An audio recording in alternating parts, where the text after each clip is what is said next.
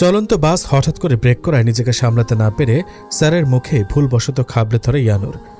কিছু সময়ের জন্য যেন সব স্তব্ধ হয়ে গেছে। বাসের সকলে অবাক দৃষ্টিতে সামনে হয়ে যাওয়া দৃশ্য দেখে চলেছে। ইয়ানুর এখনও একইভাবে আছে। ইয়ানুরের একটা হাত বাসের সিটে বসে থাকা ব্যক্তির মুখে, আরেকটা ঘাড়ে। শুধু ধরে নেই, এক প্রকার খামচে ধরে আছে। ইয়ানুরের ধারালো নখগুলো যেন গেঁথে গেছে। কিছু সময় লোকটার দিকে তাকিয়ে এক ঝটকায় সোজা হয়ে দাঁড়িয়ে যায়। তারপর কিছু না বলে এক প্রকার দৌড়ে নিজের জন্য বরাদ্দকৃত আসনে এসে বসে পড়ে। খুব হাঁপাচ্ছে সে। জীবনে কোনোদিন এমন বিব্রতকর পরিস্থিতিতে সে পড়েনি। ইচ্ছে করছে মাটি ফাঁক হয়ে যাক আর ইয়ানুর ঢুকে পড়ে সেখানে লুকিয়ে পড়ুক। এর মধ্যে একজন স্যার এসে জিজ্ঞেস করে গেছে ইয়ানুর ঠিক আছে কিনা। কি যে লজ্জা লাগছিল তার, তবুও মুখে জোরপূর্বক হাসি এনে মাথা নাড়িয়ে জানিয়েছিল সে ঠিক আছে। ইয়ানুরের কয়েকজন বান্ধবী ইয়ানুরের চোখের দিকে তাকিয়ে ইশারা করে মিটমিটিয়ে হাসছে। আর কয়েকজন ইয়ানুর আর তাদের নজর কারা স্যার নামক অতিথির দিকে তাকিয়ে কি যেন গুজুর গুজুর ফুসুর ফুসুর করে চলেছে। ইয়ানুরের হুট করে খুব কান্না পেল। খুব নরম মনের সে। তাকে নিয়ে কোনো বাজে কথা হলে সহ্য করতে পারে না। তার উপর সে ইন্ট্রোভার্ট। ইয়ানুরের পাশে বসে তার কাঁধে হাত রেখে সান্ত্বনা দেওয়ার চেষ্টা করে চলেছে তার বান্ধবী ইশরাত। যদিও বা তাতে কোনো লাভ হচ্ছে না। ইয়ানুরের চোখের পানি টলমল করছে, যেন একটু ছোঁয়া লাগলেই অঝোর ধারায় ঝরে পড়বে। এবারই ইয়ানুরদের কলেজ লাইফ শেষ। কিছুদিন পর এইচএসসি পরীক্ষা। তাই ছাত্রছাত্রীদের মন ফ্রেশ করার জন্য ওদের অনুরোধেই শিক্ষা সফরের আয়োজন করেছে কলেজ কর্তৃপক্ষ।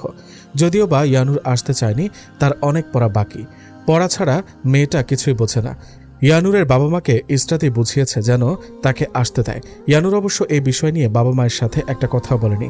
ওনারা অনেক ভেবেচিন্তেই ইয়ানুরকে আসতে দিয়েছে। এভাবে ঘরে বসে সারাদিন বইয়ের ভেতর মুখ ডুবিয়ে রাখলে মেয়েটা না পাগল হয়ে যায়।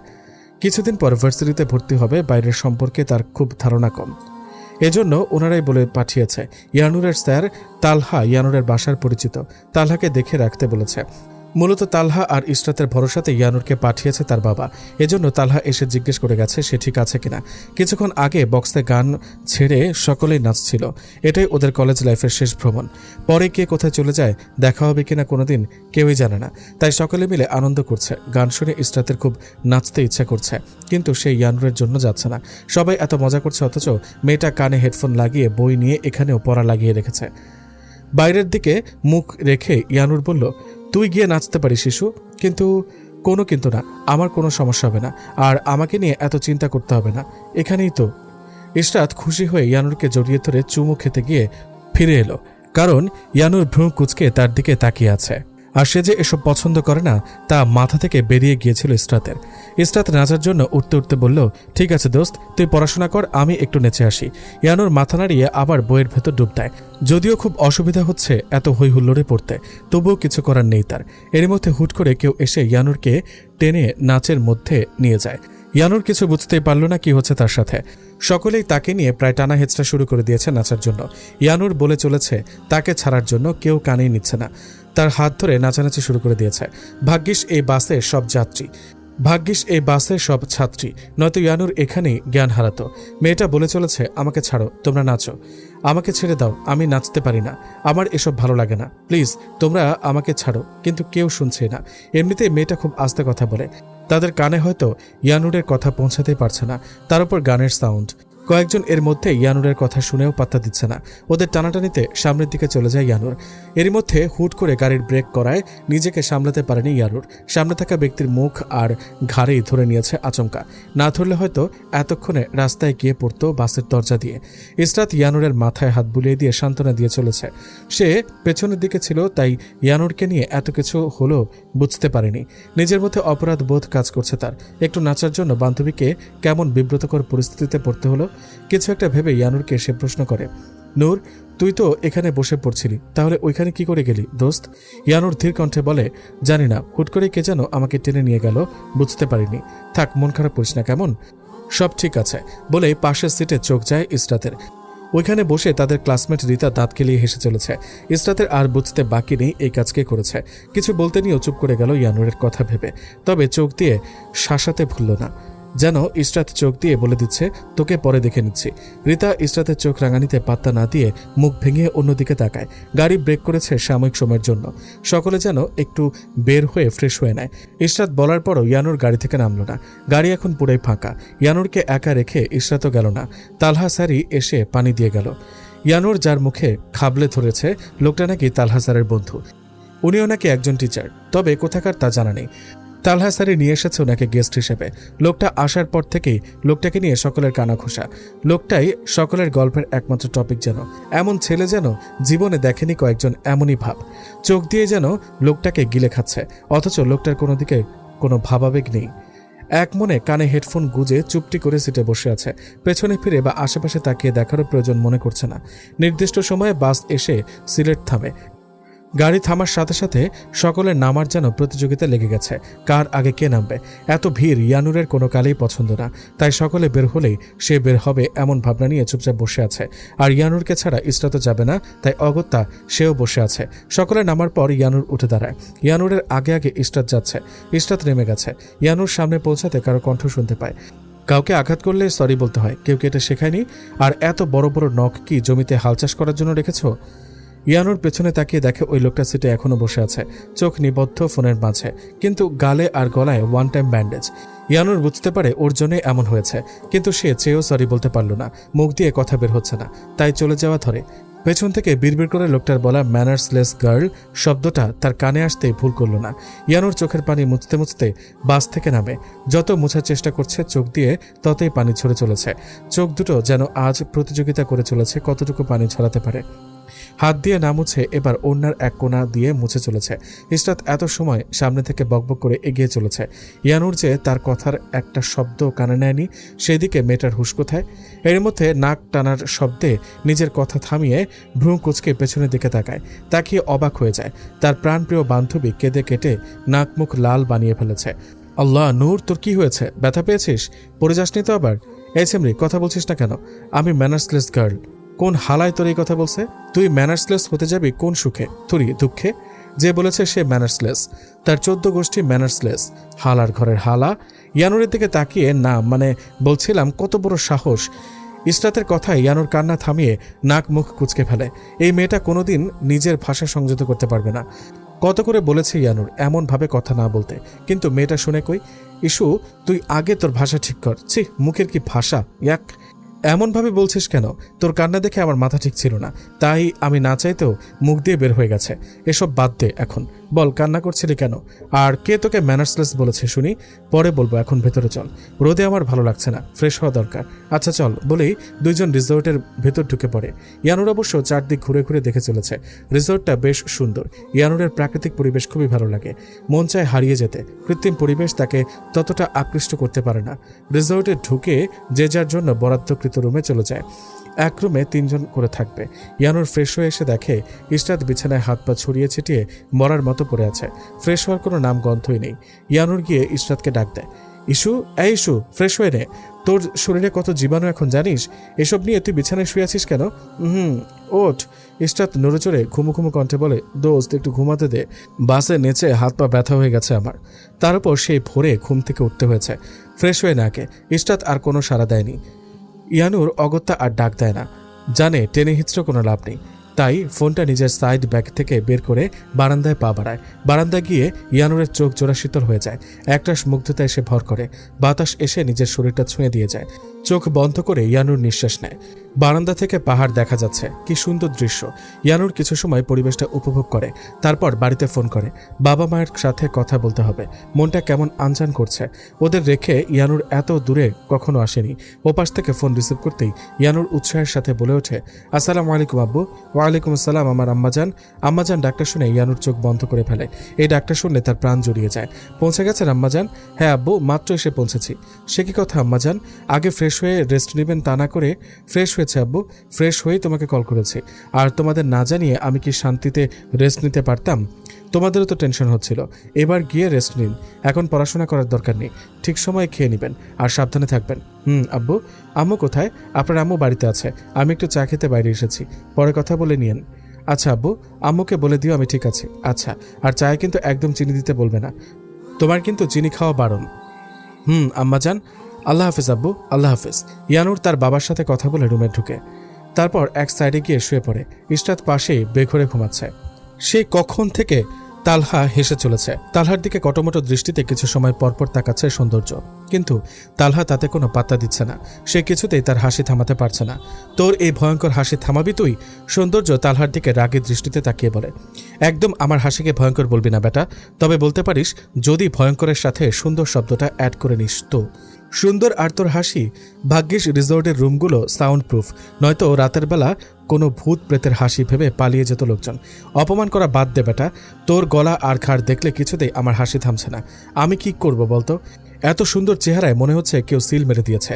শুধু তোর জন্য আমার গালে আর গলায় স্পট হয়ে গেছে। তোর জোরাজুরিতে আমি এখানে আসতে বাধ্য হয়েছি। তাও চেয়েছিলাম আমার গাড়ি নিয়ে আসতে, কিন্তু তুই, আমার কি দোষ? আর এটা তো একটা অ্যাক্সিডেন্ট। তারপর দুষ্টু হেসে বলে, যদিও লোকে অন্য কিছু ভাববে।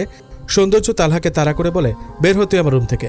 ভাই, ভাবা যায় দ্য গ্রেট সৌন্দর্য ওয়াহিদের গালে আর গলায় মেয়ে মানুষের খামচি নিয়ে ঘুরে বেড়াচ্ছে? এই ব্রেকিং নিউজটা বন্ধুমহলে জানিয়ে দেব নাকি? বলে চোখ মারে তালহা। সৌন্দর্য এবার নিজের পায়ের জুতা খুলে ছুঁড়ে মারে তালহার দিকে, কিন্তু তালহা ততক্ষণে রুম থেকে বের হয়ে গেছে। সৌন্দর্য গিয়ে আয়নার সামনে দাঁড়ায়, নিজের গাল আর ঘাড়ে চোখ বুলিয়ে নেয় একবার। ভোরের আলো ফুটতেই সকলকে এসে ডেকে দিয়ে যায় ম্যামরা। অবশ্য ইয়ানুরকে ডাকতে হয়নি, সে ভোররাত থেকে উঠেই বই নিয়ে বসেছে। কিছু সময় সিলেটের সকালের সৌন্দর্য বারান্দা থেকে দেখে এসেছে। ফুরফুরে মনে আছে সে মায়ের সাথেও কথা বলে নিয়েছে। সকলে গিয়ে একসাথে খাবার খেয়েছে। তালহার ওপর আর আরেকটা ম্যামের ওপর ইয়ানুরদের দেখাশোনা ও গাইড করার দায়িত্ব পড়েছে। সকলে জাফলং যাবে, সেই অনুযায়ী ওখানে গিয়ে পৌঁছায়। এইবার বাসে তালহার সাথে লোকটা ছিল না। ইয়ানুর মনে মনে খুঁজেছে একটা সরি বলার জন্য, কিন্তু কোথাও দেখতে পায়নি। এটা নিয়ে আর মাথা ঘামায়নি সে। সেখানে পৌঁছে সকলেই যে যার মতো ঘুরছে। অবশ্য বলে দেওয়া হয়েছে বেশি দূর যাওয়া যাবে না একা একা। এর মধ্যে ইশরাত এসে বলে, দোস্ত দেখ পড়া। হায় হায়, কি সুন্দর পড়া। ইয়ানুর বোঝার চেষ্টা করে, পড়া মানে কিসের পড়া? আরে সামনে তাকিয়ে দেখ, তালহা স্যারের সাথে ওই স্যারটা।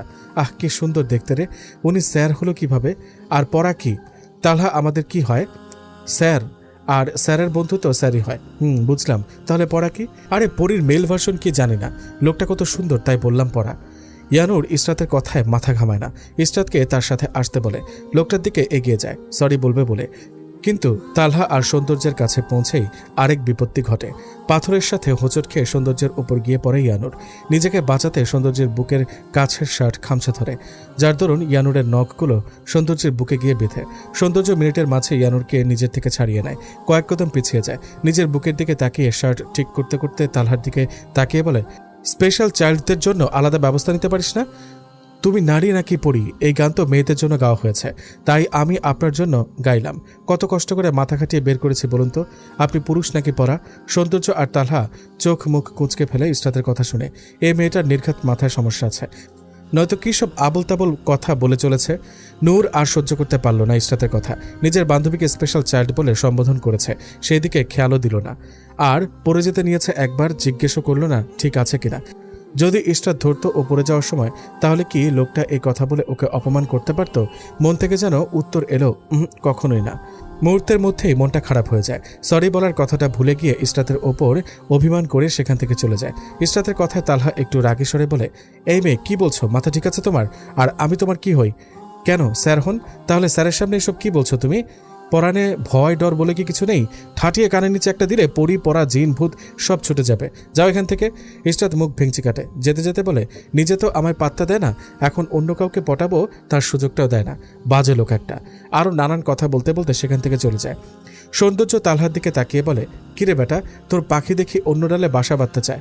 সময় থাকতে নিজের খাঁচায় বন্দি করে ফেল, নয়তো উড়ে গিয়ে অন্যের খাঁচায় বন্দি হবে, আর তুই তখন বসে বসে আঙুল চুষবি। ছি, সৌন্দর্য এসব কি বলছিস তুই? ও আমার ছাত্রী, আর ছাত্রী আর স্যারদের সম্পর্কটা তো তুই জানিসই।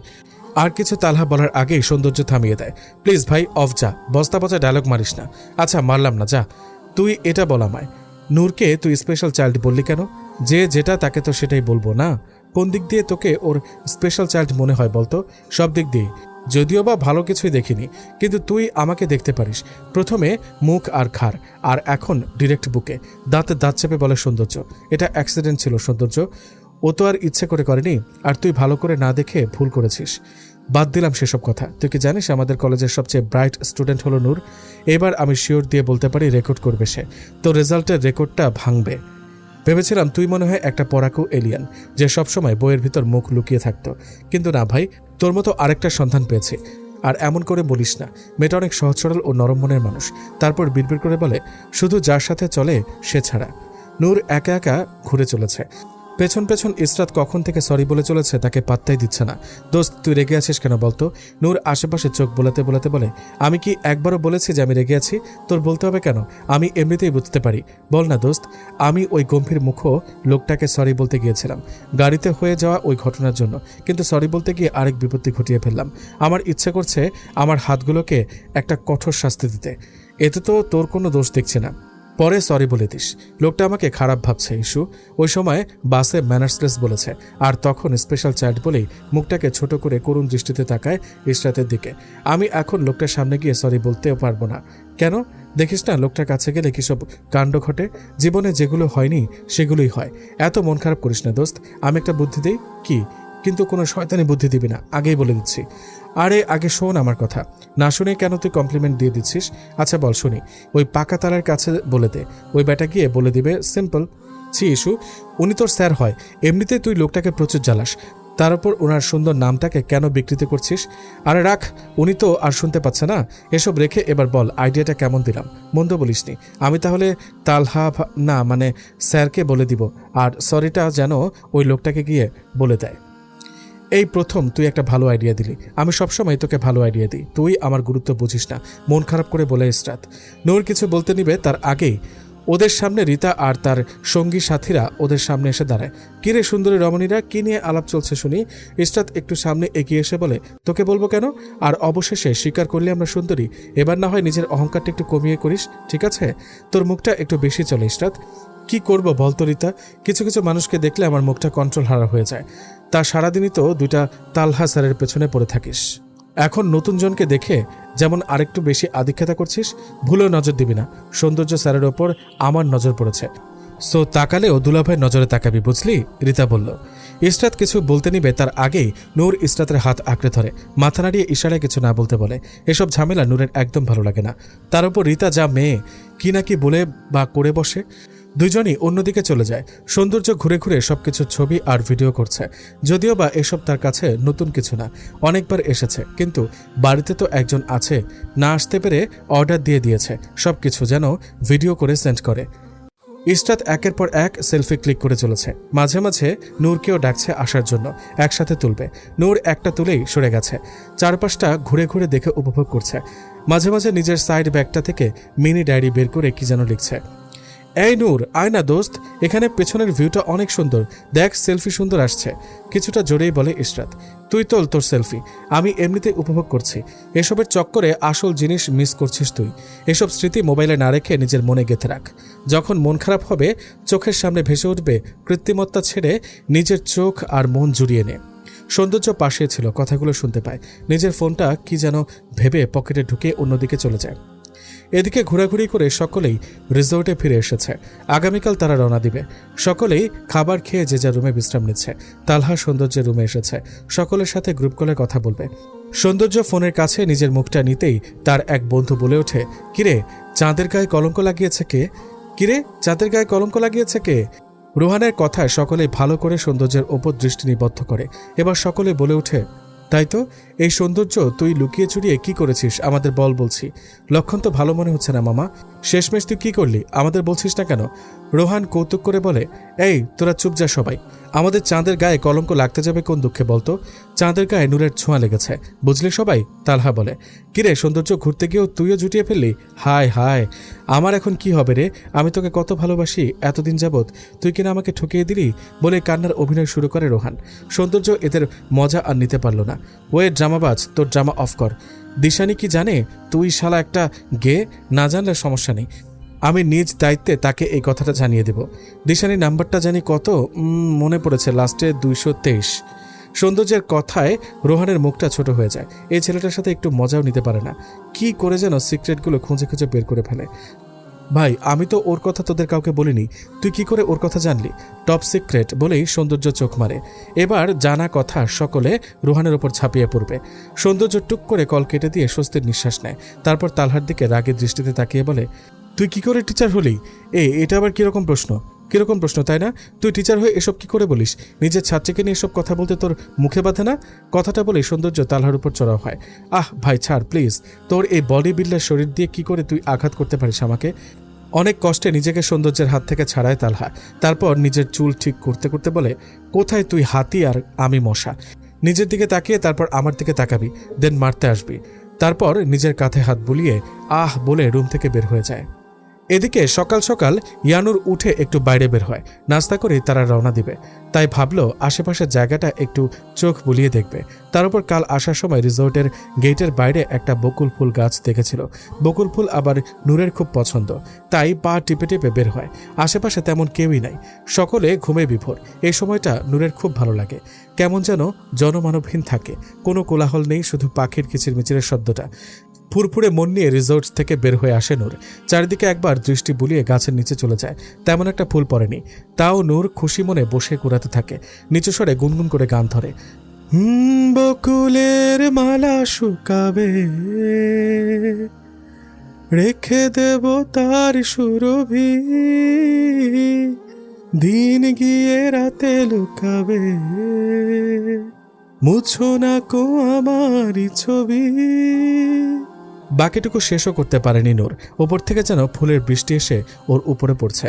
নূর ফুল কুড়ানো বাদ দিয়ে উপরের দিকে তাকিয়ে চোখ বন্ধ করে নেয়। ওর মুখের ওপরে পড়েছে কি সুন্দর ঘ্রাণ বের হয়েছে। হুট করে এত ফুল পড়ার কারণটা বুঝতে পারল না নূর। এখন তেমন বাতাসও নেই। নিজের ভাবনার ব্যাঘাত ঘটে কারো গম্ভীর কণ্ঠস্বর শুনে, এই পিচ্ছে মেয়ে, এখানে একা একা কি করতে এসেছ? যদি ছেলেধরা এসে নিয়ে যায়? তার উপর আবার তুমি সাধারণ না, স্পেশাল কেয়ার ছাড়া কেন বের হয়েছ? দ্রুত নিজের রুমে যাও ফার্স্ট। কথাগুলো এক নিঃশ্বাসে শেষ করে সৌন্দর্য। নূর আহম্মকের মতো তাকিয়ে আছে, কিছু বলতেও পারল না। কি করেই বা বলবে? সে তো নূরের সামনে দিয়ে জগিং স্যুট পরে চলে যাওয়া লোকটা তো কোনো সুযোগই দিল না, তবে অপমান করতেও ছাড়ল না। সকাল সকাল লোকটার কি এসব কথা না বললে চলছিল না নাকি? নিচে পড়ে থাকা ফুলের দিকে তাকিয়ে নূরও রিসোর্টের দিকে হাঁটা দেয়। কেন যে লোকটার সাথে দেখা হয়েছে।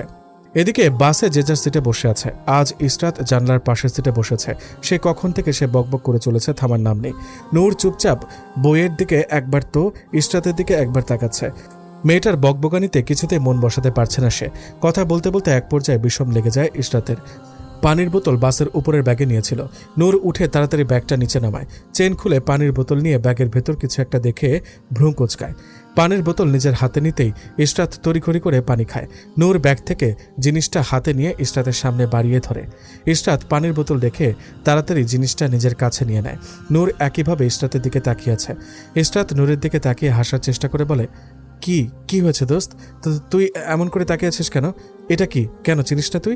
আজব, এটা একটা ম্যাচ, সেটা আমিও জানি, কিন্তু এটা এখানে কি করছে সেটাই জিজ্ঞেস করছি। বাই এনি চান্স তুই? এই না না না বোন, ভুলেও ওসব কিছু ভাবিস না। আমি সিগারেট খাওয়ার জন্য নেইনি। আসলে হয়েছে কি, আমার না খুব ভূত প্রেতের ভয় লাগে দোস্ত, তাই নিয়ে রেখেছি। বিশ্বাস কর আমায়। ঠোঁট উল্টে বলে ইসরাত। ইসরাতের এসব কথা শুনে ইয়ানুর কি বলবে ভেবে পায় না। ভূত প্রেতের ভয়ের জন্য কিনা ম্যাচ কিনে নিয়েছে, এটাও তাকে শুনতে হলো। নূর নিজের সিটে বসে ইসরাতের কপালে হাত রেখে বলে, ইস্যু বোন আমার, তোর মাথা এতদিন অর্ধেক নষ্ট ছিল, এখন মনে হচ্ছে পুরোটাই হয়ে গেছে। লোকে এসব শুনলে হাসবে। এতদিন দেখতাম প্রেগনেন্ট মহিলারা ম্যাচ নিয়ে ঘুরে, কিন্তু এই প্রথম তোকে এসব করতে দেখলাম। ইসরাত মিনমিনিয়ে বলে, চুপ যা দোস্ত, কাউকে এসব বলিস না। এর মধ্যে হুট করে বাস অফ করে। ওরা এতে মাথা ঘামায়নি। নূরেরও পানি পিপাসা পেয়েছে, তাই বোতলটা হাতে নেয়। সৌন্দর্য নিজের গাড়ি আনিয়েছিল যাওয়ার জন্য, কিন্তু হুট করে গাড়িটা খারাপ হয়ে যায়। এতে ওর বেশ মেজাজটা চটে আছে। তালহাকে বলে বাস থামিয়ে আবার বাসে ওঠে, কিন্তু সামনের সিটগুলো বুকিং। তালহা চেয়েছিল সামনে জায়গা করে দিতে, কিন্তু সৌন্দর্য জানায় তার দরকার নেই, সে পেছনেই বসবে। বাসে উঠে পেছনে যেতে গিয়ে টের পায় জুতার ফিতা খুলে গেছে। বসে সেটাই লাগায়, কিন্তু হুট করে উঠতে গিয়ে থমকে যায় সে। নূর মুখে পানি নিয়ে পাশে তাকিয়ে দেখে লোকটা নিচে বসে আছে। বাসে দেখেনি আগে, তাই হুট করে দেখে নিজে কি করে ফেললো বুঝতেও পারেনি। নূরের মুখের সব পানি ছিটকে পাশে থাকা সৌন্দর্যের উপরে গিয়ে পড়ে। ইয়ানুর স্তব্ধ হয়ে গেছে। ইচ্ছা করছে অজ্ঞান হয়ে যেতে। মনে মনে খুব করে চাইছে যেন সে এখনই জ্ঞান হারায় আর এই বাজে পরিস্থিতি থেকে রক্ষা পায়, কিন্তু যখন যেটা খুব করে চাওয়া হয় সেটা পাওয়া যায় না। ইয়ানুরের খুব করে চাওয়া ইচ্ছেটাও পূরণ হলো না। সৌন্দর্য সোজা হয়ে দাঁড়িয়ে নূরের দিকে একবার তাকায়, তারপর নিজের হাত দিয়ে ব্লেজার ছাড়তে থাকে। হাত ছাড়তে ছাড়তে সৌন্দর্যের হাতটা ইয়ানুরের সামনে আসে, যার দরুন ইয়ানুরের হুঁশ আসে। তড়িঘড়ি করে বোতলটা ইশরাতের হাতে ধরিয়ে দেয়, তারপর নিজে এগিয়ে এসে ঝেড়ে দিতে নিয়ে কি মনে করে হাত গুটিয়ে নেয়। তারপর সরি সরি বলতে থাকে। চোখের পানিগুলো টলমল করছে, একটু ছোঁয়া লাগার অপেক্ষায় তার গালগুলো ভাসিয়ে দেবে। করুণ স্বরে শুধু একের পর এক সরি বলে চলেছে। সৌন্দর্য নূরের মুখের দিকে তাকায়, তারপর চোখে চোখ রাখে। নূর চোখ সরিয়ে নেয়। অস্বস্তি হচ্ছে খুব। কি বাজে বাজে পরিস্থিতির সৃষ্টি হয় এই লোকটার কাছে যখনই আসে। সবসময় ছোট হতে হয়। লোকটা তো তাকে খারাপ মেয়ে ভাবে, হয়তো গায়ে পড়া মেয়ে ভাবে। কথাগুলো ভাবতেই টুপ করে এক ফোঁটা চোখে দিয়ে পানি গড়িয়ে পড়ে। সৌন্দর্য এবার খুব কৌশলে ওর চোখ জোড়া ঘুরিয়ে নেয়।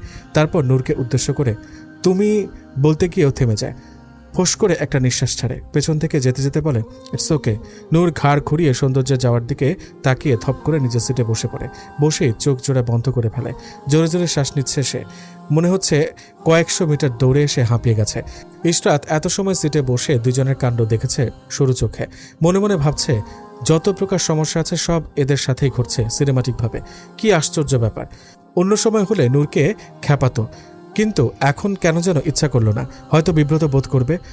সৌন্দর্য বসে বসে ফোনে ব্যস্ত হয়ে আছে। তালহা কিছু সময় পরপর এসে সৌন্দর্যকে বিরক্ত করে যাচ্ছে। ছাত্রীদের কি লাগবে, কেউ বমি টমি করবে কিনা জিজ্ঞেস করছে। নূরদের সিটে এসে জিজ্ঞেস করে, নূর তুমি ঠিক আছো? নূর এত সময় সিটে মাথা হেলিয়ে চোখ বন্ধ করেছিল। তালহা স্যারের প্রশ্নে চোখ খুলে তাকায়। ঠিক হয়ে বসে জানায় সে একদম ঠিক আছে।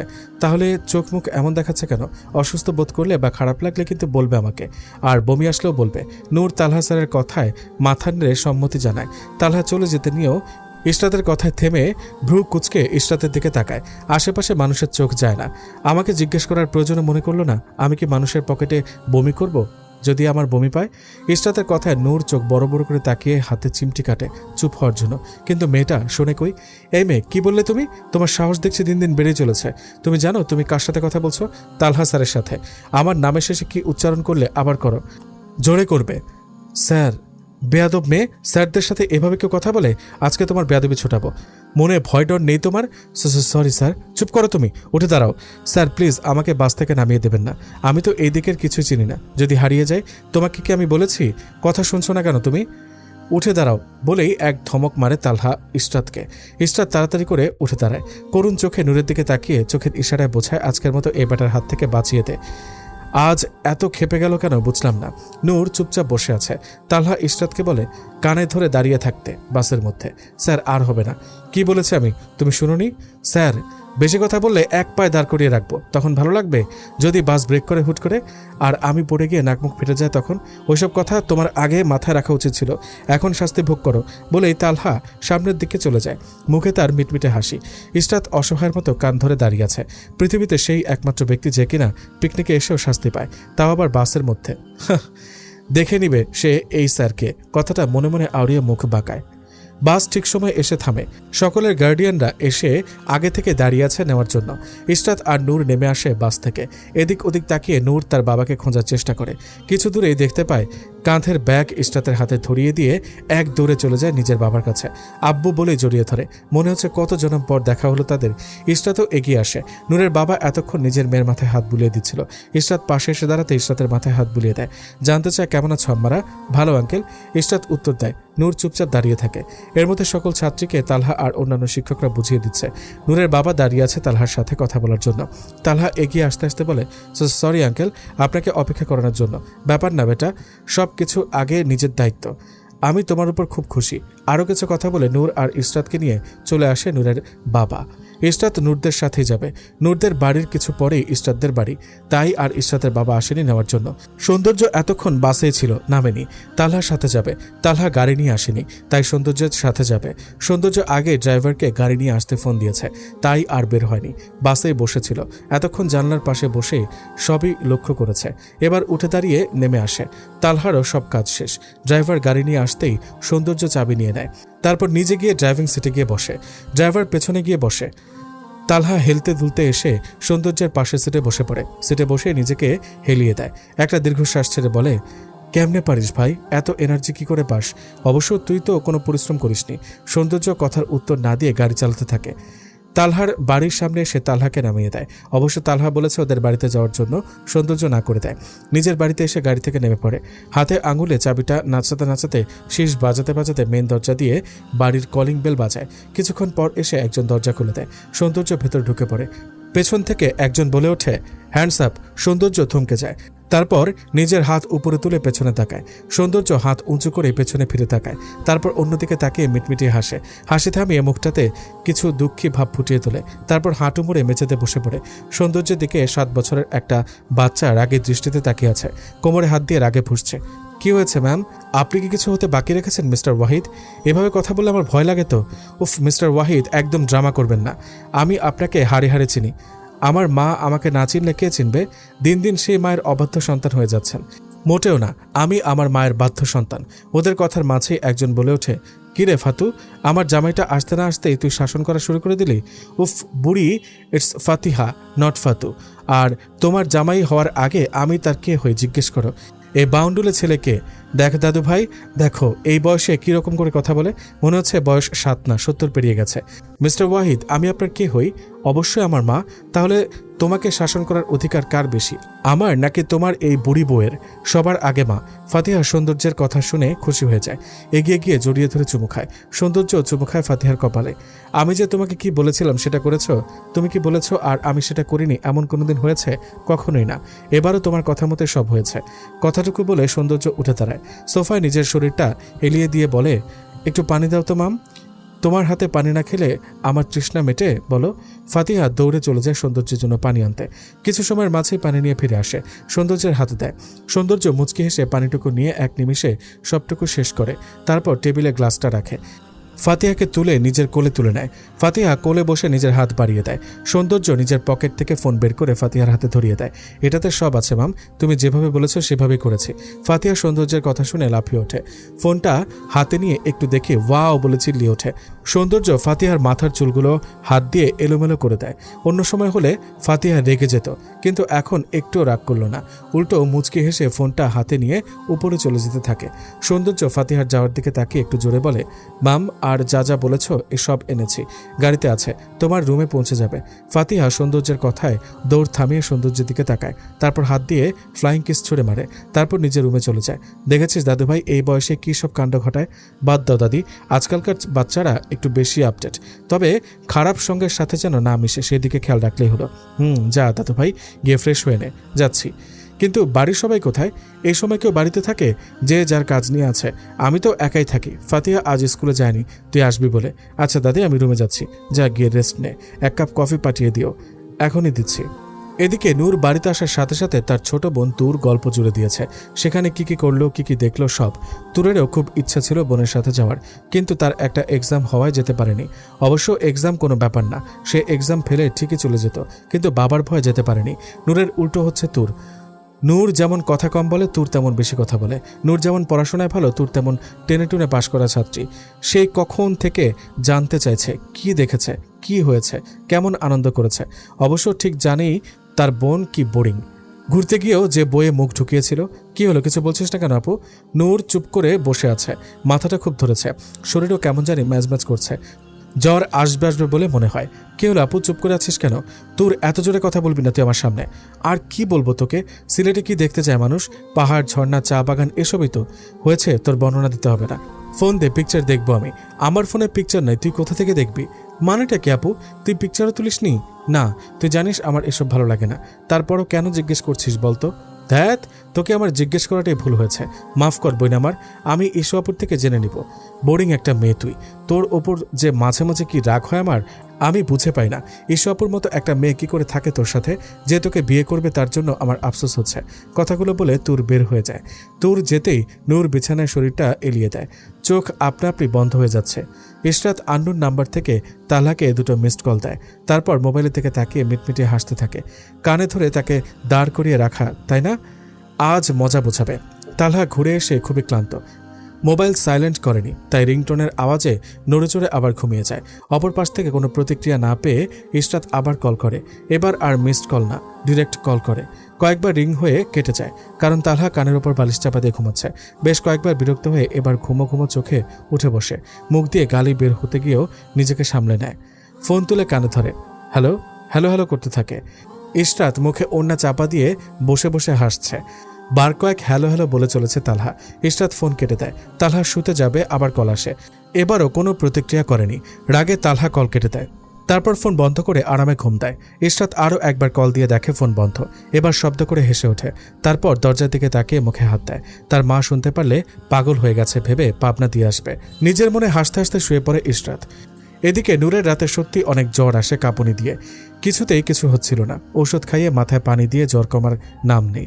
নূরের বাবা ডাক্তারকে কল করে। সব শুনে উনি জানায় নূরকে যেন ইমিডিয়েটলি হসপিটালে নিয়ে যায়। নূরকে হসপিটালে ভর্তি করানো হয়। ডাক্তাররা তাকে দেখছে। নূরের বাবা মেয়ের এমন অবস্থা দেখে বেশ চিন্তিত। মেয়েটা এতটা অসুস্থ হয়ে গেল ভাবতেই বুকে কষ্ট হচ্ছে। প্রচণ্ড জ্বরে কয়েকদিন ভুগেছে নূর। 2 দিন তাকে হাসপাতালে থাকতে হয়েছে। জ্বরে কাবু করে নিয়েছিল নূরকে।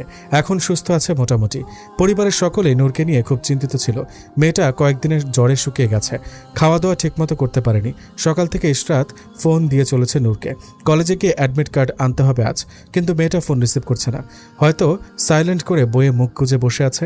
কলেজে যে যেতে হবে ভুলে খেয়ে নিয়েছে হয়তো। নূর জানলার ধারে বসে বসে বাইরের দিকে তাকিয়েছিল। এর মধ্যে তুর রুমে আসে। এই আপু, তুই এখানে বসে কি ভাবছিস বলতো? ইশরাত আপু সেই কখন থেকে তোকে একের পর এক কল দিয়ে যাচ্ছে, সেই খেয়াল কি তোর আছে? ইস্যু কল দিচ্ছে কেন? আমি কি জানি, তুই জিজ্ঞেস কর। নে, লাইনে আছে, ধর বলেই নূরের হাতে ফোন ধরিয়ে দেয়। নূর কানে ফোন ধরতেই অপর পাশ থেকে গালিগালাজ ভেসে আসে। নূর চোখ মুখ কুঁচকে চুপ করে থাকে। কিছু সময় যাওয়ার পর ইশরাত থামে। হাঁপিয়ে গেছে সে। পানি খেয়ে আয়। হ্যাঁ দাঁড়া দোস্ত, তোর জন্য আমার গলা শুকিয়ে গেছে। নূর ইশরাতের কথায় মুচকে আসে। ইশরাত গিয়ে পানি খেয়ে আসে। হ্যালো দোস্ত, এবার বল কি হয়েছে? আজ কত তারিখ এটা জানার জন্য তুই আমাকে কল দিয়েছিস? ক্যালেন্ডার নাই? ফোনেও তো দেখে নিতে পারিস। ওরে আল্লাহ, তোর এত ভুলো মনে কবে থেকে হলো? আজ আমাদের অ্যাডমিট আনতে হবে। ইয়া আল্লাহ, আমি তো একদমই ভুলে গেছি ইস্যু। আমি জানতাম তুই এই ভুলে খেয়ে বসে আছিস। তুই রেডি হয়ে গেছিস? না, এখনই হব। রেডি হওয়ার আগে তোকে জানিয়ে নিলাম। খুব ভালো করেছিস দোস্ত। আমি এখনই রেডি হচ্ছি। তুই রেডি হয়ে আমাদের বাড়িতে আয়। আচ্ছা, আমি এখনই আসছি। আচ্ছা। ইশরাত আর নূর কলেজ থেকে অ্যাডমিট কার্ড কালেক্ট করে নেয়। নূর চেয়েছিল বাড়ি চলে যাবে, কিন্তু ইশরাতের জন্য পারেনি। সে নাকি একটু কেনাকাটা আর ফুচকা খাবে। নূরের কোনো কথা শুনেনি। জোর করে শপিং করতে নিয়ে যায়। কেনাকাটা করে বেরিয়ে রাস্তার ধার দিয়ে হাঁটতে থাকে। ফুচকার দোকানে যাবে ফুচকা খেতে। এরই মধ্যে নূরের ফোন বেজে ওঠে। ব্যাগ থেকে নিয়ে দেখে তার মা ফোন দিয়েছে। হ্যাঁ মা বলো। নূর, কোথায় আছিস তুই? আর কতক্ষণ লাগবে? অ্যাডমিট নিয়ে ফেলেছি, বাড়ির কাছে আছি, একটু পর চলে আসবো। ইশরাত নাকি ফুচকা খাবে। আচ্ছা, খেয়ে আয়, সমস্যা নেই, কিন্তু রোদে দাঁড়িয়ে থাকিস না। কিছুদিন হলো জ্বর থেকে উঠেছিস, আবার আসবে কিন্তু রোদে থাকলে। আচ্ছা মা, রোদে থাকবো না। ইশরাত ফুচকার দোকানে গিয়ে ফুচকা অর্ডার দেয় 2 প্লেট। নূর কিছুটা দূরে দাঁড়িয়ে ফোনে কথা বলছিল। কথা শেষ করে ইশরাতের পাশে এসে দাঁড়ায়। ইশরাত ফুচকাগুলো একটু ঝাল দিয়ে বানানোর কথাই বলেছে। নূর যে কম ঝাল খায় সেটা ভুলে গেছে। নূরেরও মনে ছিল না কম ঝাল দেওয়ার কথা। নূর ভেবেছে ইশরাত ফুচকাওয়ালা মামাকে আগেই বলে দিয়েছে ঝাল কম দেওয়ার কথা। ফুচকা দিলে দুজনই বসে খাওয়া শুরু করলো। নূর একটা মুখে দিয়ে থম মেরে থাকে। ইশরাতের দিকে একবার তাকিয়ে অনেক কষ্টে মুখের ফুচকাটা শেষ করে। চোখ মুখ ইতিমধ্যে লাল হয়ে গেছে। চট করে ফুচকার প্লেট রেখে উঠে পড়ে। এইদিক ওইদিক তাকিয়ে হাত দিয়ে বাতাস করতে থাকে। নূর, এই নূর, কি হয়েছে তোর? খাওয়া রেখে উঠে পড়লি কেন? নূর কিছু বলছে না, ছটফট করতে থাকে শুধু। ইশরাত নূরের কাণ্ড দেখে নিজের প্লেট রেখে উঠে দাঁড়ায়। নূরের দিকে তাকিয়ে আতকে ওঠে। এই নূর, তোর মুখে কি হয়েছে? ইস্যু, পানি দে। ইশরাতের এতক্ষণে খেয়াল হয় সে কি করেছে। নূর যে ঝাল খেতে পারে না সেটা মাথা থেকে বেরিয়ে গেছে। তাড়াতাড়ি গিয়ে ব্যাগ থেকে পানি নিতে গিয়ে দেখে বোতল পুরো খালি, পানির ছিটে ফোটাও নেই। ফুচকাওয়ালা মামাকে বলে পানি দিতে। নূর হাত দিয়ে মুখে বাতাস করছে, চোখ দিয়ে তার টপ টপ করে পানি পড়ছে। এর মধ্যে কেউ পেছন দিক দিয়ে জামায় ধরে টান দেয়। নূর পেছনে ঘুরে তাকিয়ে দেখে একটা বাচ্চা মেয়ে দাঁড়িয়ে আছে। কিছু বোঝার আগেই হাত ধরে টান দেয় বসার জন্য। নূর হাঁটু মুড়ে বসে। মেয়েটা নিজের গলা থেকে ওয়াটার বোতলটা নিয়ে নূরের হাতে ধরিয়ে দিয়ে বলে, খেয়ে নাও এটা। নূর ঝালের কথা ভুলে মেয়েটার দিকে তাকিয়ে আছে। মেয়েটা গম্ভীর গলায় বলে, কি হলো, খাচ্ছ না কেন? আমি মুখে লাগিয়ে খাইনি, খেতে পারো। নূর কিছু না ভেবে মাথা নাড়িয়ে সম্মতি দিয়ে পানি খেয়ে নেয়। কিছু সময় নিয়ে নিজেকে স্বাভাবিক করে। তারপর মেয়েটার দিকে তাকায়। কি মিষ্টি দেখতে মেয়েটা, কিন্তু মুখটা কেমন গম্ভীর করে রেখেছে, মনে হচ্ছে মুরব্বী। নূর মেয়েটার হাত ধরে নিয়ে চেয়ারে বসায়। তোমার নাম কি বাচ্চা? আমি বাচ্চা না। নূর ইশরাতের দিকে তাকায়। তাকিয়ে দেখে ইশরাতও মেয়েটার দিকে তাকিয়ে আছে। আচ্ছা, এবার বলো তো তোমার নাম কি? আমার নাম ফাতিহা ওয়াহিদ। ওয়াও, কি সুন্দর নাম, ঠিক তোমার মতো। সবাই তাই বলে।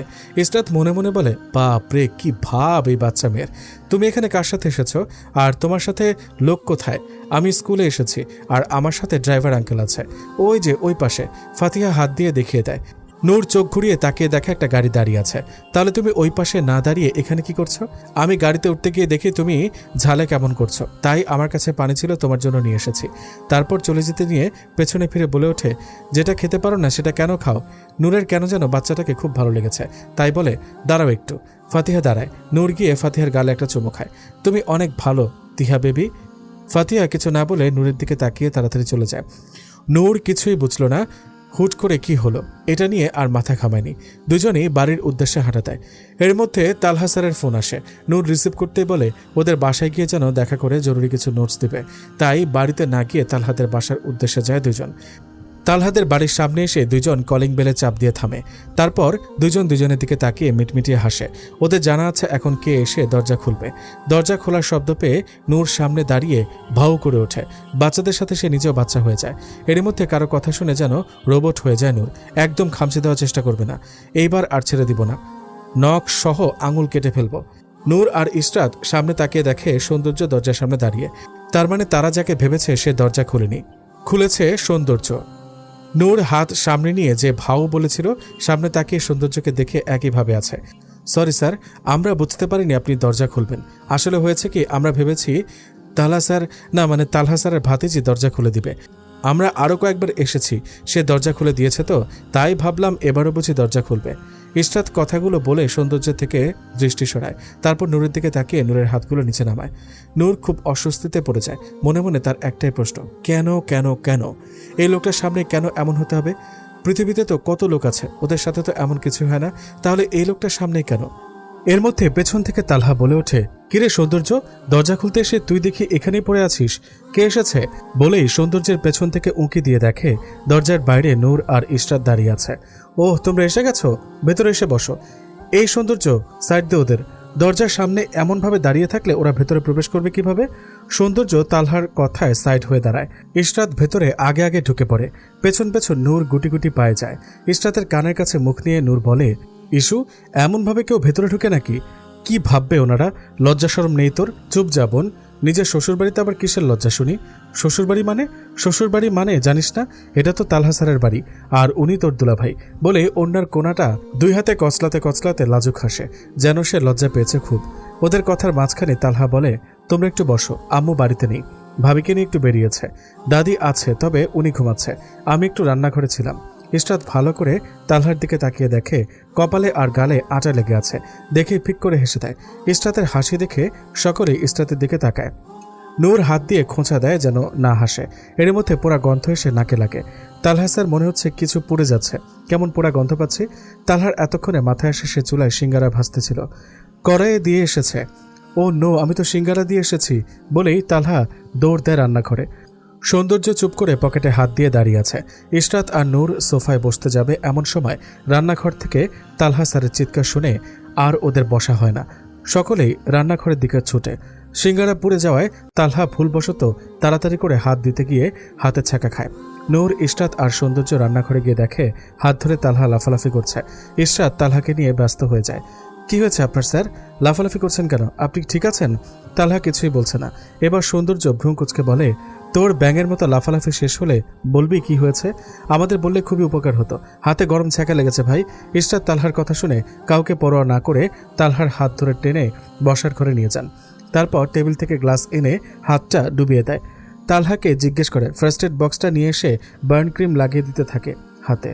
সৌন্দর্য বসার রুমে এসে দেখে ইশরাত সুন্দর করে চিকিৎসা করছে তার বন্ধুর। তালহা চুপচাপ শুধু দেখে চলেছে, কিছু বলছে না। সৌন্দর্য ওদের সামনের সোফায় বসে পড়ে। নূর রান্নাঘরেই আছে। রান্নাঘরকে যাচ্ছে তাই অবস্থা করে ফেলেছে। এসব নূরের একদম ভালো লাগছে না। হাতের ব্যাগটা সোফাতে আছে। নূর আর কিছু না ভেবে আগে চুলার আগুনটা নিভিয়ে ফেলে। তারপর ছড়িয়ে ছিটিয়ে থাকা সবকিছু এক এক করে গোছাতে থাকে। সবকিছু গোছানো শেষ করে পোড়া সিঙ্গারাগুলো তুলে ফেলে দেয়। তারপর নিজে বানাতে থাকে, সাথে কফিও বসিয়ে দেয়।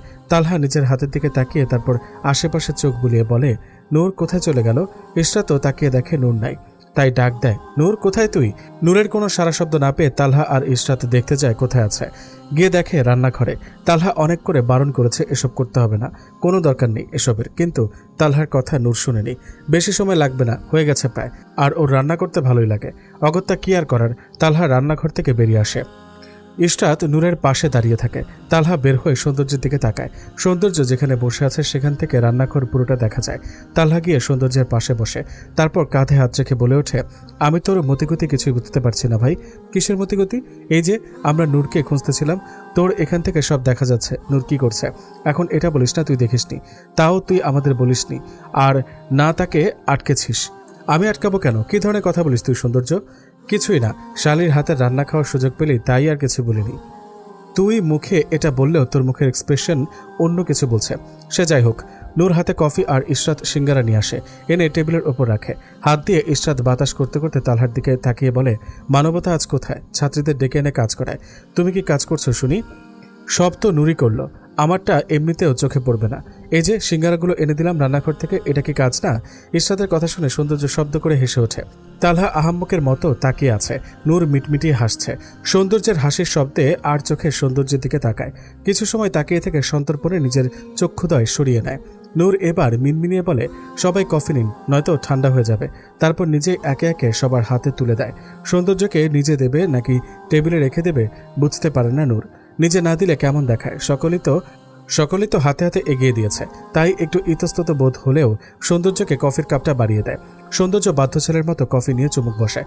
এর মধ্যে ফোনটা বেজে ওঠে। পকেট থেকে ফোন হাতে নিয়ে দেখে বাড়ি থেকে ফোন এসেছে। কল রিসিভ করতে অপর পাশ থেকে সৌন্দর্যের দাদি বলে ওঠে, দাদু ভাই কোথায় তুই? কেন দাদি, কি হয়েছে? আমি তো তালহার বাড়িতে। এখনই বাড়িতে আয় দাদু ভাই। ফাতিহা সে স্কুল থেকে এসে দরজা লাগিয়ে বসে আছে, কিছুতেই খুলছে না। ডাকলাম সাড়াও দিচ্ছে না। আমার খুব ভয় হচ্ছে দাদু ভাই, বাড়িতে কেউ নেইও। হোয়াট? তুমি এসব কি বলছো? আমি এখনই আসছি। কলটা কেটে সৌন্দর্য কফির কাপটা টেবিলে রেখে উঠে পড়ে। যেতে যেতে তালহাকে বলে, আমার জরুরি কাজ আছে, আমি তোর সাথে পরে কথা বলে নিব। বলে সৌন্দর্য বেরিয়ে যায়। সকলেই হুট করে কি হলো বুঝল না। চিন্তিত ভঙ্গিতে সৌন্দর্যের যাওয়ার দিকে তাকিয়ে রয়। আধা ঘন্টার রাস্তা সৌন্দর্য মনে হয় 10 মিনিটে পাড়ি দিয়েছে। কিভাবে যে সে গাড়ি চালিয়েছে শুধু সেই জানে। গাড়ি থেকে নেমে দৌড়ে বাড়িতে ঢুকে। সৌন্দর্যের দাদি তার অপেক্ষাতে ছিল। সৌন্দর্যকে ফাতিহা রুমের দিকে দৌড়ে যেতে দেখে নিজেও পেছনে পেছনে যায়। দরজার সামনে গিয়ে টোকা দিয়ে ডেকে ওঠে, মাম, মাম, দরজা খোলো, ভেতরে কি করছো? দেখো আমি ডাকছি তো, তোমার ছেলে তোমাকে ডাকছে। ফাতিহা কোনো সারা শব্দ করে না। সৌন্দর্য দাদির দিকে তাকিয়ে আবার ডাক দেয়, মাম, আমি বাইরে থেকে এসেছি, খুব পানি পিপাসা পেয়েছে, আমার পানি দেবে না? মাম, আমি কিন্তু কষ্ট পাচ্ছি। সৌন্দর্য আবার দরজায় টোকা দিতে যাবে, এর মধ্যে দরজা খোলার আওয়াজ পায়। সৌন্দর্য স্বস্তির নিঃশ্বাস নেয়। দাদিকে চোখের ইশারায় আশ্বস্ত করে রুমের ভেতর ঢুকে। ফাতিহা দরজা খুলে আবার বিছানায় চলে গেছে। সৌন্দর্য ফাতিহার মুখের দিকে তাকিয়ে অবাক হয়ে যায়। কেঁদে কেটে চোখ মুখ ফুলিয়ে ফেলেছে। মাম, কি হয়েছে তোমার? সামওয়ান কলিং মি তিহা, mister Wahid. What mum? Fatiha এবার চোখ তুলে সৌন্দর্যের দিকে তাকায়। তারপর ছলো ছলো চোখে তাকিয়ে বলে, একটা আন্টি আজ আমাকে তিহা বলে ডেকেছে, সাথে আমার গালও টেনে দিয়েছে। এই দেখো। এইভাবে বলেই ফাতিহা নিজের গাল ধরে টেনে সৌন্দর্যকে দেখাতে থাকে।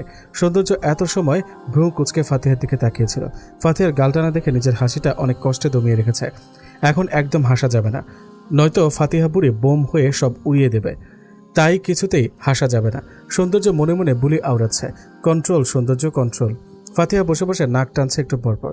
সৌন্দর্য উঠে গিয়ে টিস্যু বক্স নিয়ে আসে। মাম, এখানে আসো আমার কাছে, তোমার ঠান্ডা লেগে গেছে? এত কেউ কাঁদে? আমাকে তিহা বলেছে আর আমি কাঁদবো না? তোমার ওই আন্টিটা হয়তো জানতো না তুমি তিহা বলা একদম পছন্দ করো না বা ইমোশনাল হয়ে যাও। আচ্ছা তুমি বলো তো, ওই আন্টিটার কি কোনো দোষ আছে এখানে? এটাই তো, সে না বুঝে তোমায় বলে ফেলেছে, এতে কারো কোনো দোষ নেই। আর তোমাকে নিজেকে অনেক শক্ত করে গড়ে তুলতে হবে।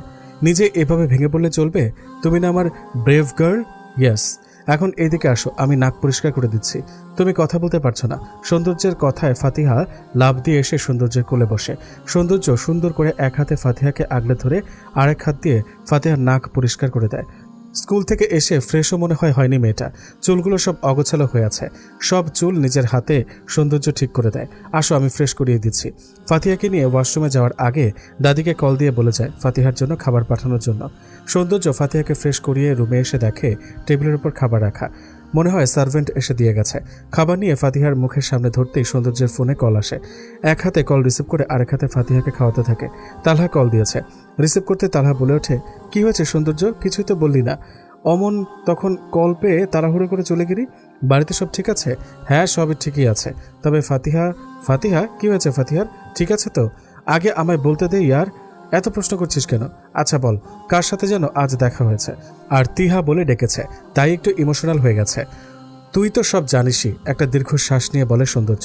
আরে বাচ্চা মেয়েটা এখন ঠিক আছে? এসবের চক্করে তোর সাধের সিঙ্গারা খাওয়া হলো না। আফসোস হচ্ছে, কত কিছু করলি সিঙ্গারা খাওয়ার জন্য। আমাকে জোর করে পাঠালি রান্না করতে, সব বাদ দিলাম। নূর সিঙ্গারা বানালো, তুই তো খেতেই পারলি না। কি টেস্ট ছিল ভাই, মুখে লেগে থাকার মতো। আমি এত টেস্টি সিঙ্গারা আর খাইনি দোস্ত। উফ, ভালো করেছিস। তুই কি ভেবেছিস এমন রস কষ লাগালে আমার লোল পড়বে? হাও ফানি। তোর জন্য 2টা তুলে রেখেছি, আজকে আসবি? এসে খেয়ে যা, নাকি ফ্রিজে রেখে দেবো? কোনটা? সৌন্দর্য বোকা দিতে গিয়েও থেমে যায়, কারণ ফাতিহা খেতে খেতে সৌন্দর্যের দিকেই তাকিয়ে আছে। সৌন্দর্য নিজেকে সংযত করে মিনমিনিয়ে বলে, মজা করা বাদ দিয়ে ফোন রাখ, নয়তো তোর খবর আছে। আমি মজা করিনি দোস্ত, আসলেই তোর জন্য আফসোস হচ্ছে। এত টেস্টে সিঙ্গারা খেতে পারলি না। আরে সৌন্দর্য তালহাকে আর কিছু বলতে না দিয়ে কল কেটে দেয়। তুমি আমাকে না নিয়ে তালহা আঙ্কেলদের বাড়িতে গিয়েছিলে? আমার একটু কাজ ছিল মাম। আমি খাবো না, তুমি হাত সরাও। তুমি আমাকে না নিয়ে গেলে কেন? মাম, পুরোটা শেষ করো খাবার।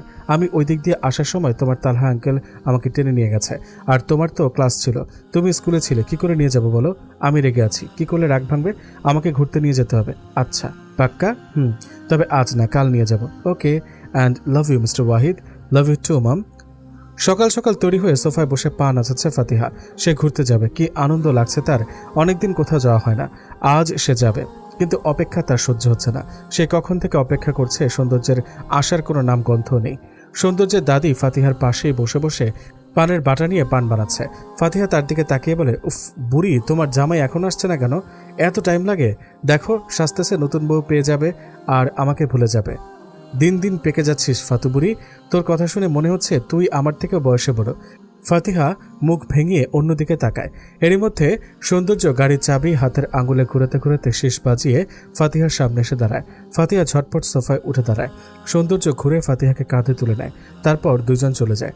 গাড়ি নিয়ে সৌন্দর্য পার্কের ভেতরে যাবে। এরই মধ্যে ফাতিহা হাওয়াই মিঠাই দেখে বায়না ধরে সে খাবে। যা বলবে বলবেই, সৌন্দর্য বারণ করে ও মানাতে পারবে না। অগত্যা গাড়ি থেকে নেমে যায় হাওয়াই মিঠাই আনার জন্য। যাওয়ার আগে ফাতিহাকে বারণ করে যায় গাড়ি থেকে নামতে। ফাতিহা সম্মতি দেয়, সে গাড়ি থেকে নামবে না। ফাতিহা একটা বাচ্চাকে দেখে সৌন্দর্যের বলা গাড়ি থেকে না নামার কথাটা ভুলে যায়। মিষ্টি বাচ্চা মায়ের কোলে থেকে খিলখিলিয়ে হাসছে, এটা দেখে নেমে আসে। মহিলাটার পেছন পেছন যেতে থাকে, কিন্তু কিছু দূর যাওয়ার পরই বাচ্চাটাকে হারিয়ে ফেলে ফাতিহা। গাড়ি থেকে অনেকটা দূরে ও এসে গেছে। ফিরে আসার সময় 2-3টি কুকুরের ঘেউ ঘেউ শুনে তাকিয়ে দেখে ওর দিকে তেড়ে আসছে। ফাতিহা ভয় পেয়ে উল্টো দিকে দৌড়াতে থাকে, কিন্তু কুকুরের সাথে পেরে উঠছে না। নূর আর ইশরাত কোচিং শেষ করে হেঁটে বাড়ি ফিরছে। একটা বাচ্চাকে কুকুর দৌড়াচ্ছে, এটা দেখে নূর দাঁড়িয়ে যায়। তারপর সে দৌড়ে যেতে থাকে। পেছন থেকে ইশরাত বারণ করছে যাওয়ার জন্য, কিন্তু নূর শুনছে না।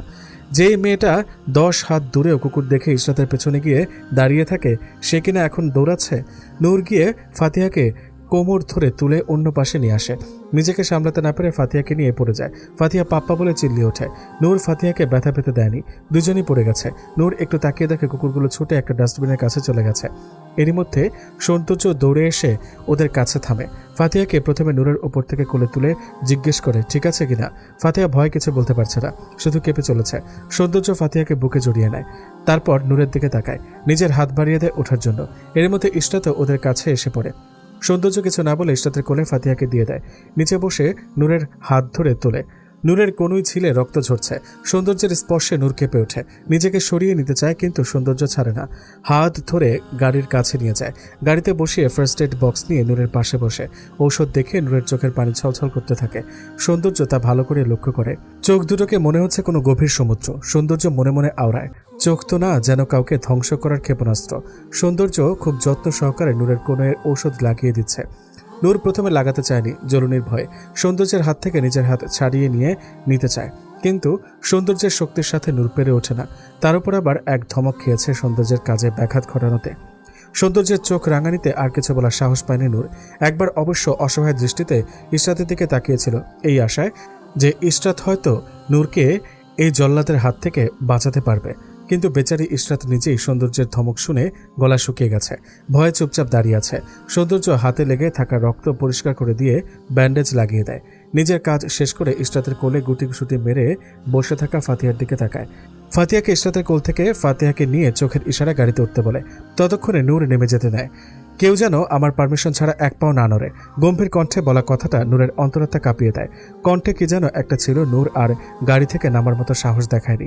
চুপচাপ গাড়িতে বসে ইশরাত তো তাড়াতাড়ি গিয়ে নূরের সাথে পেছনে গিয়ে বসে। সৌন্দর্য ওদের দিকে তাকিয়ে সামনের সিটে ফাতিহাকে বসিয়ে দেয়। মাথার চুলগুলো ঠিক করে কপালে অধর ছুঁয়ে জানতে চায়, পানি খাবে মাম?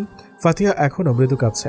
সৌন্দর্য আশ্বাস দিয়ে বলে, ভয় পায় না, তুমি না আমার ব্রেভ গার্ল, কিছু হয়নি, সব ঠিক আছে, নিজেকে শান্ত করো। তারপর নিজে ড্রাইভিং সিটে বসে ফাতিহাকে পানি দেয়। ফাতিহা এক ঢোক খেয়েই রেখে দেয়। ফাতিহার জন্য কিনে আনা হাওয়াই মিঠাই সৌন্দর্য ফাতিহার হাতে দেয়। ওই সময় এগুলো এনে দেখে ফাতিহা গাড়িতে নেই। হাওয়াই মিঠাই গাড়িতে রেখে এদিক ওদিক খুঁজতে থাকে।